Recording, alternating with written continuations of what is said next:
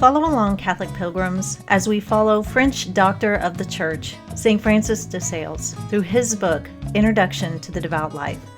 Tune in as we read through this practical guide for living out the Catholic faith well. Welcome back, Catholic Pilgrims. Only 6 more readings to go. One of the things that I love to do is to think about all the ways things had to work out for me to be born. I think it's so cool to see how the stars aligned, to use a common phrase, but it isn't really star alignment. It's Divine Providence. Today, on this 5th and final reflection, St. Francis is going to talk to us about God's eternal love for us. He has never not known your soul. That is an incredible thought. So let's turn to chapter 14 of the 5th part. Chapter 14, 5th reflection, God's eternal love for us. Consider the eternal love which God had borne you. For even before our blessed Lord Jesus Christ became man and suffered on the cross for you, his divine majesty foresaw you in his sovereign goodness and loved you exceedingly. When did he begin to love you? When he began to be God. And when was his beginning? Never, for he has always been, without beginning and without end. Wherefore, he has always loved you, and from eternity prepared the favors and graces which he has bestowed upon you. And by his prophet he says, and he speaks to you as much as to any, I have loved thee with an everlasting love. Therefore have I drawn thee, taking pity on thee. Amongst other things, then, he thought to lead you to resolve on serving him. What mighty resolutions are these, then, on which God thought and meditated, which he foresaw from eternity? How dear and precious should they be to us! What should we not suffer sooner than lose one particle thereof? Rather, let the whole world perish, for the whole world is not worth one soul, and that soul is worth nothing without its steadfast resolutions. I told you in the beginning that I love to think about all the things that had to fall into place to bring me about.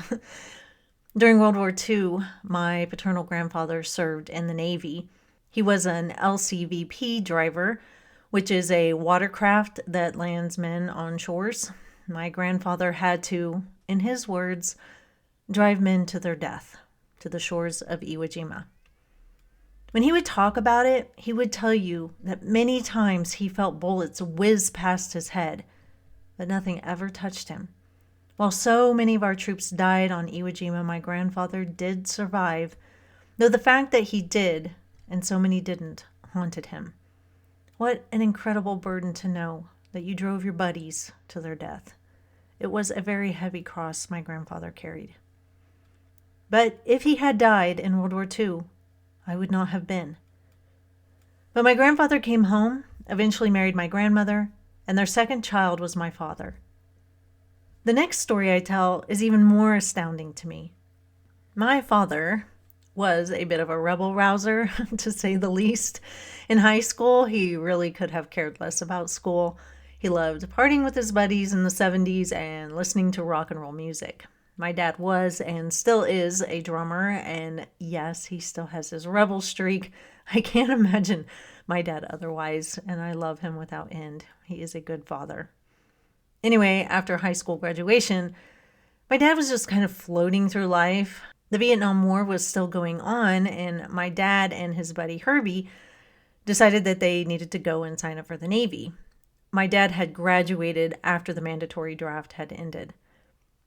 Anyway, the day that they were going to sign up, Herbie came over to the house to get my dad, and just as they were about to walk out the door, the phone rang.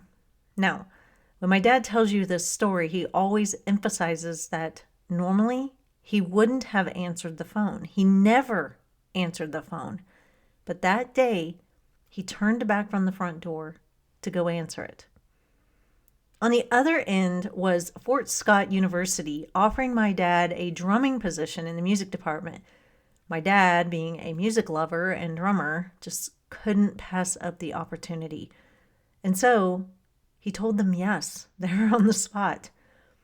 With that, he went to Herbie, told him the news, and my dad went to Fort Scott for like 1 semester. And the crazy thing is that my dad hadn't reached out to Fort Scott. He wasn't looking to go to school. It was just a phone call out of the blue at the most perfect time. Herbie did go on to enlist in the Navy. But like I said, my dad was only there at Fort Scott for 1 semester. And then he decided to quit there, and he enrolled in Allen County Community College because he decided that he wanted to be closer to home to save some money. But he realized that he did need to go to school. And so upon starting school, he met my mom. Now, if my dad had not answered the phone, he would have gone to sign up for the military, and he would have left Iola, Kansas, and missed meeting my mom. If that had happened, I would not be here, or my siblings. Now, my dad has before expressed regret because he feels like he let down his country and by not going and signing up to serve in the military. And I told him, I was like, Dad, it just wasn't for you. And I know that had you been called to, you would have gone, but you were meant to be a father. You were meant to meet Mom. That one phone call changed everything. And I can't help but think God had a hand in that. St. Francis says, quote, "Consider the eternal love which God had borne you. For even before our blessed Lord Jesus Christ became man and suffered on the cross for you, his divine majesty foresaw you in his sovereign goodness and loved you exceedingly. When did he begin to love you? When he began to be God. And when was his beginning? Never, for he has always been, without beginning and without end. Wherefore he has always loved you." Unquote. It's not just me that God has loved into existence. It's you too. Look at your story and how you got here. It's incredible when you take the time to think about it. Even if your family line is messy, just remember that Jesus' human line was also messy. God can work with all the mess. That is all for today, Catholic Pilgrims. I'll see you back here soon, and until then, live the faith boldly and travel well.